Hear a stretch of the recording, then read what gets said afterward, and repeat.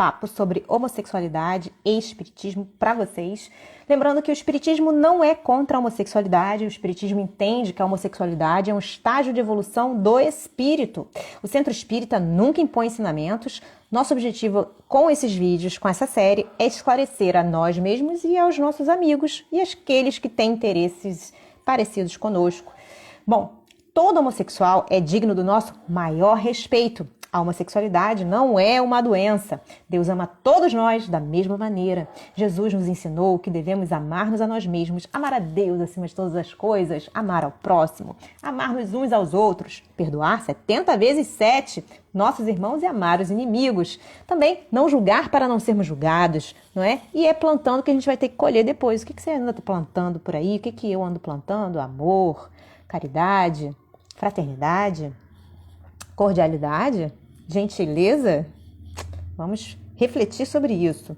E para a gente falar mais sobre homossexualidade e espiritismo, hoje a gente entra na psicanálise com a autora Susan Griffin, num livro que se chama Ao Encontro da Sombra, que vai falar no capítulo 43 sobre a mente chauvinista. O que é isso, gente?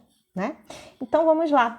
A Susan Griffin diz o seguinte: vamos lançar um olhar àquela mente que ela chama de mente chauvinista, que definiu esse segundo uso da palavra humano para excluir as mulheres.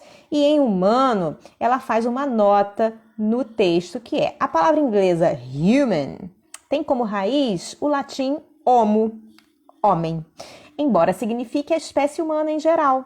Os movimentos feministas acham que essa palavra pode ser usada para excluir a mulher. O segundo uso aqui mencionado, e portanto, defendem que seja substituída por alguma palavra melhor, que ainda não foi encontrada.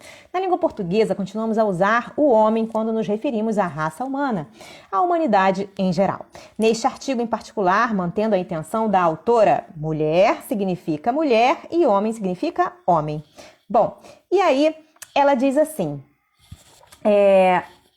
esse vocábulo humano é usado para excluir as mulheres, não é? Então, mente chauvinista, ela tenta lançar um olhar à mente chauvinista e decifrar qual o significado que ela guarda da imagem da mulher, do negro e do judeu. É por isso que ela escreve sobre a pornografia, pois a pornografia é a mitologia dessa mente. É para usar a expressão da poeta Judy Graham, a poesia da opressão. Vamos lá, então. Bom, através de suas imagens, podemos desenhar uma geografia dessa mente e até mesmo predizer para onde seus caminhos nos levarão, da mente chauvinista. Isso é da maior importância para nós nos dias de hoje, pois, sob o feitiço dessa mente, da qual todos participamos até certo ponto, imaginamos que os caminhos que ela nos abre são dados pelo destino. E assim, encaramos certos comportamentos e eventos da nossa civilização, tais como o estupro ou o holocausto, como obras do destino. Suspeitamos que existe algo escuro e sinistro na alma humana que causa a violência a nós mesmos e aos outros. Reprovamos uma decisão tomada pela cultura humana sobre nossas próprias naturezas e assim sobre a natureza. Mas, pelo contrário, examinando atentamente os significados da pornografia, o que descobrimos é que a cultura humana está em violenta oposição aos instintos naturais e à própria natureza. À medida que exploramos as imagens da mente do pornógrafo, começaremos a decifrar a sua iconografia. Veremos que o corpo da mulher na pornografia, dominado, amarrado, silenciado, espancado e até mesmo assassinado, é um símbolo do sentimento natural e da força da natureza que a mente pornográfica odeia e teme. E, acima de tudo, veremos que a mulher na pornografia, como o judeu no antissemitismo e o negro no racismo, é simplesmente uma parte perdida da alma. Aquela região do ser que a mente pornográfica ou racista gostaria de esquecer e negar. E, finalmente, veremos que conhecer essa parte proibida da mente significa ter eros, o amor dirigido para a autorrealização. Tanto a igreja quanto a pornografia escolheram uma mesma vítima sobre a qual empurrar esse conhecimento negado. Nessas culturas gêmeas, uma mulher é uma tela em branco. A natureza de seu verdadeiro ser é apagada, como se a sua imagem cultural tivesse sido cuidadosamente preparada para a clara projeção de uma imagem e ela passa a representar tudo aquilo que o homem nega em si mesmo. Mas, como veremos adiante, a mulher não é ela própria uma vítima acidental. Um corpo de mulher evoca o autoconhecimento que o homem tenta esquecer. E por isso ele teme esse corpo, mas ele não compreende esse pavor como algo que pertence a ele mesmo. Um medo daquilo que o corpo feminino desperta nele. Pelo contrário, ele finge para si mesmo que ela é o mal. Sua mente consciente acredita que ela é o mal. Como diz Karen Horney, em toda parte, o homem luta para livrar-se de seu pavor pelas mulheres, objetificando. A pornografia oferece-nos um exemplo claro dessa objetificação nas palavras do Marquês de Sade, que nos diz que a mulher é uma criatura miserável, sempre inferior, menos bela que ele, menos engenhosa, menos sábia, de formas revoltantes, o oposto daquilo que agradaria ou deliciaria um homem, uma tirana, sempre repulsiva, sempre perigosa. O pornógrafo, como o homem da igreja, odeia e nega uma parte de si mesmo. Ele rejeita seu conhecimento do mundo físico e de sua própria materialidade. Ele rejeita o conhecimento de seu próprio corpo. Essa é uma parte da sua mente que ele gostaria de esquecer, mas ele não consegue rejeitar por completo esse conhecimento. Esse conhecimento volta a ele através do seu próprio corpo, através do desejo. Assim como afasta uma parte de si mesmo, ele a deseja. Aquilo que odeia e teme, aquilo que gostaria de detestar, ele deseja. Ele está num terrível conflito consigo mesmo.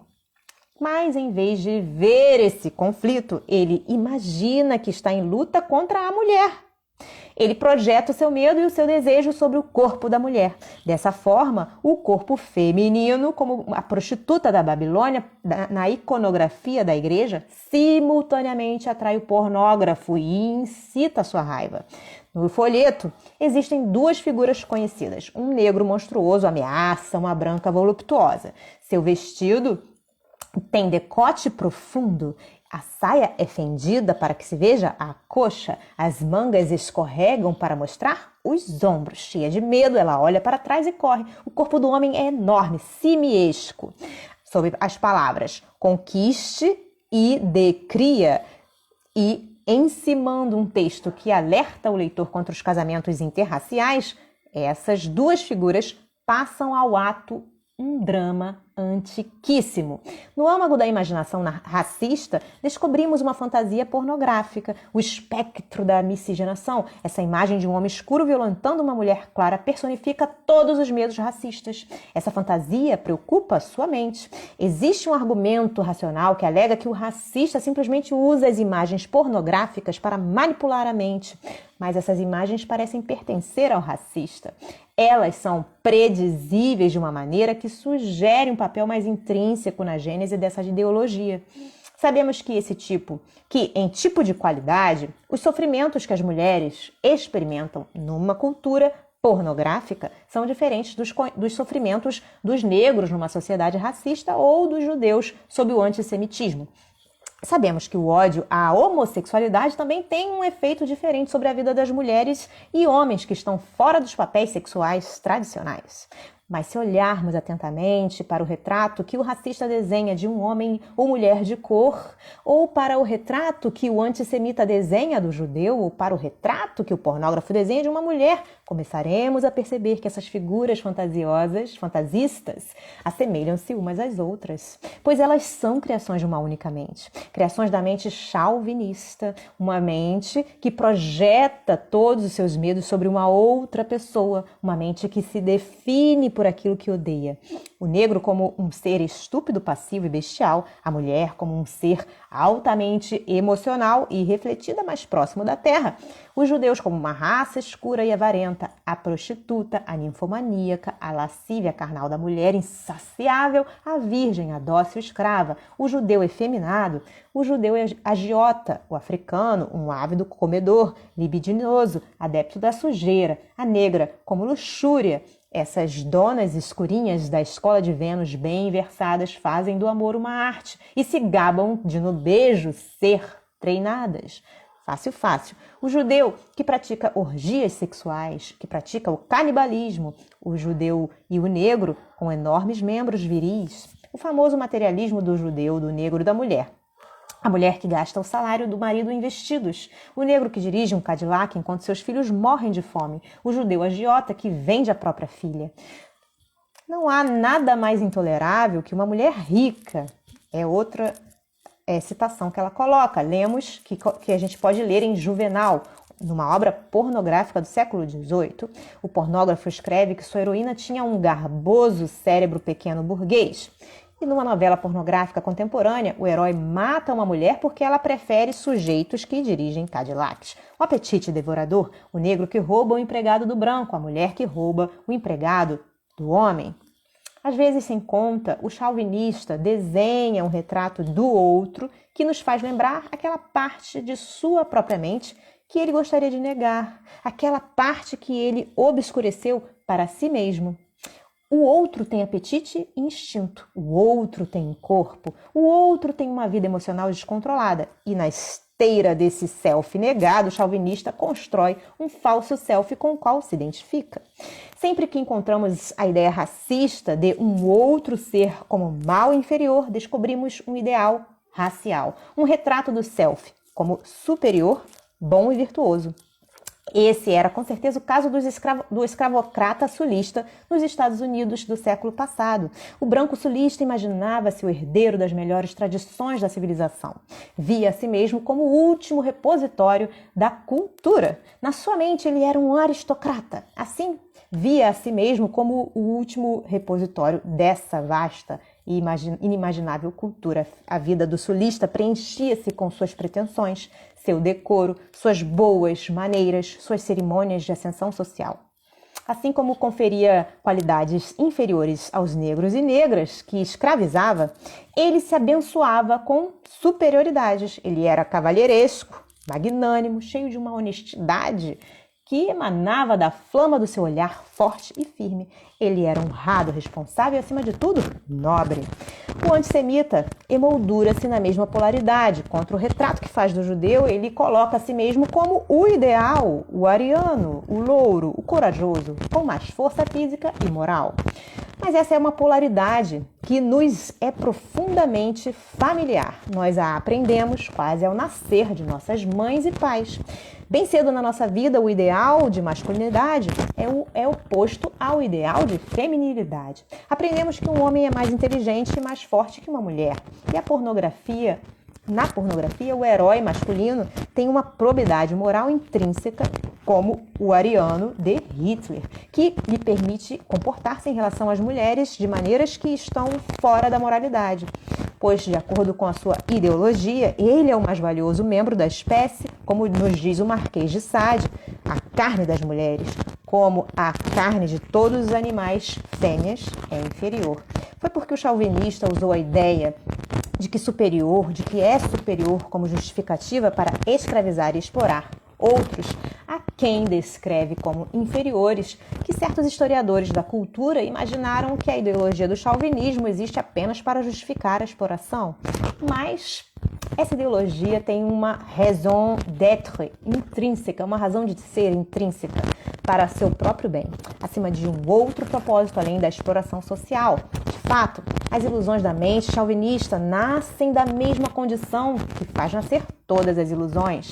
O desejo da mente de escapar à verdade. O chauvinista não pode enfrentar face a face a verdade de que o outro que ele despreza é ele mesmo. É por isso que é tão frequente descobrirmos no pensamento chauvinista uma espécie de negação histérica, a ideia de que o outro talvez fosse como ele. O chauvinista insiste na existência de uma diferença absoluta e definidora entre ele e o outro. Essa insistência é tanto o ponto de partida quanto a essência de todo o seu pensamento. Tanto que Hitler escreveu assim, nos primórdios de seu próprio antissemitismo. Um dia, quando passava pelo centro da cidade, subitamente deparei-me com aquela aparição num longo cafetã de tranças negras. Meu primeiro pensamento foi: será isso um judeu? Porém, quanto mais eu olhava aquele estranho semblante, eu examinava palmo a palmo, mais aquela pergunta tomava outra forma no meu cérebro. Será isso um alemão? Pela primeira vez na minha vida, gastei algumas moedas comprando panfletos antissemitas. Desse modo, ao inventar uma figura diferente de si mesma, a mente chauvinista constrói uma alegoria do self. Nessa alegoria, o próprio chauvinista representa a alma e o conhecimento da cultura. Quem quer que seja o objeto do seu ódio, representa o self negado, o self natural, o self que contém o conhecimento do corpo. Logo, esse outro não pode ter alma. Bom, gente, a gente fica por aqui por hoje. Se você gostou dessa leitura, dá seu like, deixa sua curtida no nosso vídeo. Se você tem dúvidas a respeito desse conteúdo, faça sua pergunta aqui embaixo nos comentários, pois a sua dúvida pode ser a minha, pode ser a dos outros. Se você acha esse conteúdo importante, compartilhe com quem tem o mesmo interesse que você. A gente fica por aqui, eu desejo a vocês um dia maravilhoso. Deus abençoe e até a próxima. Tchau, tchau.